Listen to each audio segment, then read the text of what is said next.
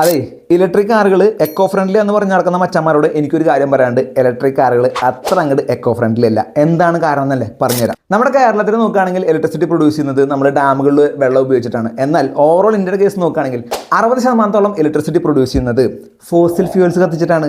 അതായത് നമ്മുടെ petrol, diesel, കൽക്കരി അഥവാ കോള് അല്ലെങ്കിൽ ഓയിൽ, ഇത്രയും സാധനങ്ങൾ കത്തിച്ചിട്ടാണ് ഓവറോൾ ഇന്ത്യയിൽ ഇലക്ട്രിസിറ്റി പ്രൊഡ്യൂസ് ചെയ്യുന്നത്. അപ്പോൾ നമ്മളൊരു EV കാർ വാങ്ങിച്ചു, അത് ചാർജ് ചെയ്യാനുള്ള കറണ്ട് നമ്മൾ എടുക്കുമ്പോൾ ആ കറണ്ട് പ്രൊഡ്യൂസ് ചെയ്യാനായിട്ട് അവിടെ അത്രയും എമൗണ്ട് ഓഫ് ഫോസിൽ ഫ്യൂൽസ് കത്തുന്നുണ്ട്. അപ്പോൾ അവിടെ പൊല്യൂഷൻ നടക്കുന്നുണ്ട്. അതുകൊണ്ട് EV കാറുകൾ ഇന്ത്യനെ സംബന്ധിച്ച് ഒരിക്കലും എക്കോ ഫ്രണ്ട്ലി ആണെന്ന് നമുക്ക് പറയാൻ പറ്റില്ല. ഇനി ഏതാണ് എക്കോ ഫ്രണ്ട്ലി ആയിട്ടുള്ള ഒരു ഫ്യൂച്ചർ കാർ എന്ന് വെച്ചാൽ ഞാൻ പറയും ഹൈഡ്രജൻ സെൽ ഉപയോഗിച്ച് ഓടുന്ന വാഹനങ്ങളാണ്. ഒരു എക്സാമ്പിൾ ആയിട്ട് പറയാം, ഹ്യൂണ്ടായുടെ നെക്സോ എന്ന് പറഞ്ഞിട്ടുള്ള ഒരു വാഹനം ഇറങ്ങിയിട്ടുണ്ട്. അവരൊരു ടെസ്റ്റൊക്കെ നടത്തി. അവരുടെ വണ്ടിയുടെ എക്സോസ്റ്റ് എന്ന് വരുന്നത് പ്യൂർ ആയിട്ടുള്ള എയർ ആണ്. അതായത് വാട്ടർ വേപ്പറോട് കൂടിയിട്ടുള്ള പ്യൂർ ആയിട്ടുള്ള എയർ ആണുള്ളത്. അത് ഒരാൾ ശ്വസിച്ച് അതിന് ടെസ്റ്റൊക്കെ നടത്തിയിട്ടുണ്ട്. അപ്പോൾ അത്തരം വാഹനങ്ങളുടെ എക്സോസ്റ്റിൽ നിന്ന് വെറും വെള്ളം, എയർ, അതുപോലത്തെ ഓക്സിജൻ അങ്ങനത്തെ സാധനങ്ങൾ മാത്രമേ